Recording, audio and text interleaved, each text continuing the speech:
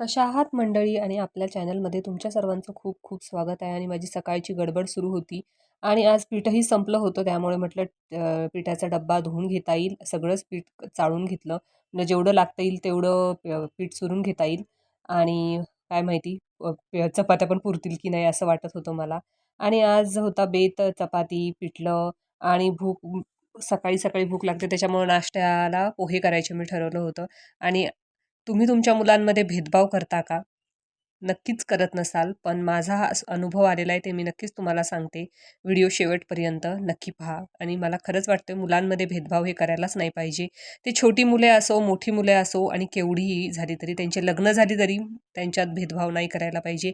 एकाला जास्त प्रेम द्यायचं, एकाला कमी प्रेम द्यायचं, एकाच्या बायकोला जास्त दागिने करायचे, एकाच्या बायकोला कमी दागिने करायचे, असं नक्कीच नाही करायला पाहिजे. कारण का आपण बायका आहोत आणि आपल्याला वाटतंच की म्हणजे तिला केलं तर मला का नाही, आणि त्याच्यामुळे ते आयुष्यभर मनात सल राहते की तिला एवढं एवढं केलं, मला नाही केलं, माझ्या प्रेग्नन्सीमध्ये असं केलं तसं केलं. आणि त्याचा त्रास मला तर खूप होतो. मला असं वाटतं की सगळ्यांना सेमच करायला हवं.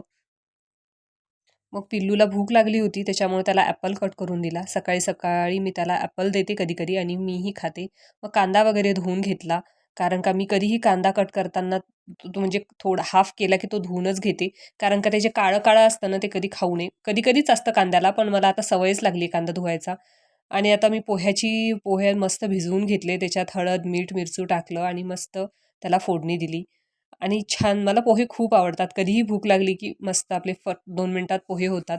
जशी 2 मिनिटात मॅगी होते ना, तशी 2 मिनिटात पोहे होते. आणि आपला विषय राहिला की मी हे जे काम म्हणते, कारण का मला तर असा अनुभव आलाय की म्हणजे मी काही नाही केलं, मी काही नाही बोलले, तरी पण लोकं बोलतात. आणि खरंच मला कधी-कधी वाटतं की व्हिडिओमध्ये बोलायला, YouTubeवर बोलायला खूप ईझी आहे, कारण का समोर माणसं नसतात. पण मला समोर माणसं असले की बोलताच येत नाही. भांडायचे तर दूरचीच गोष्ट झाली.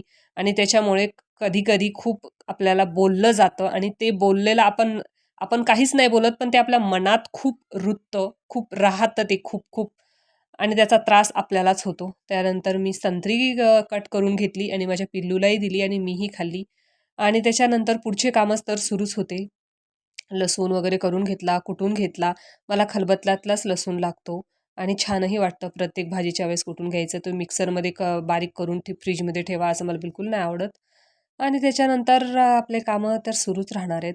आणि हे जो काही त्रास आहे, म्हणजे घरचे बोललेले, त्याचा माझ्या मनात ते इतकं घर करून राहिलेलं आहे. आणि आज तर माझ्या जाऊनं मला जे बोललेली आहे, ते तर मी कधीच विसरणार नाही. काय घराच्या वाटणीपासून, कारण का घर काय आमच्या नावावर नाही आहे, शेत काय आमच्या नावावर आहे. सासू-सासऱ्यांना बोला, आम्हाला कशाला बोलताय? हे मला बोलायचं आहे, पण मी बोलू नाही शकत. कारण का माहिती आहे, भांड्याला भांडं लागलं की भांडणं होतात. म्हणून मी सगळं ऐकून घेतलं. तर तिचं असं म्हणणं होतं की माझ्या नवऱ्याला मारून काय तुमच्या दोघांनाच खायचंय का? म्हणजे दोघं भावांनाच खायचंय का? असं तसं. पण असं बायकांना बोललं तरी कसं जातं की माझा नवरा मरेल वगैरे असं. मला तर एवढे अपशब्द काढावेसेच नाही वाटत. आणि ते पण स्वतःच्या नवऱ्याविषयी. नकोच रे बाबा. आणि माझ्या नवऱ्याला काही झालंय तर मी असं करेल आणि तसं करेल, धमकी मी सगळ्यांना पाहून घेईल.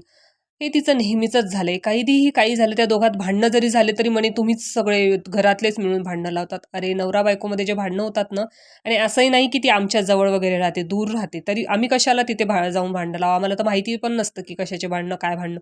पण तिची धमकी असते की मग मी बघून घेईल एकेकाला, मी बघून घेईल एकेकाला. अरे बघून घे. मला तर खरंच म्हणावं वाटतं, अरे बघून घे. काय बघायचं ना, बघून घे. चल.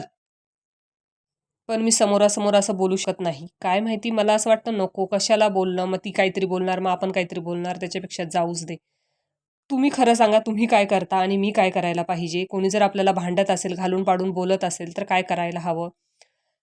चला तर मग इथे माझ्या चपात्या पण झाल्या आणि पिठलं पण झालं. मग मस्त कांदा, लिंबू वगैरे घेऊन आम्ही पिठलं चपाती खाऊन घेतली. मला तर खूप आवडतं पिठलं चपाती. कारण का काय माहिती, माझं फेव्हरेट आहे.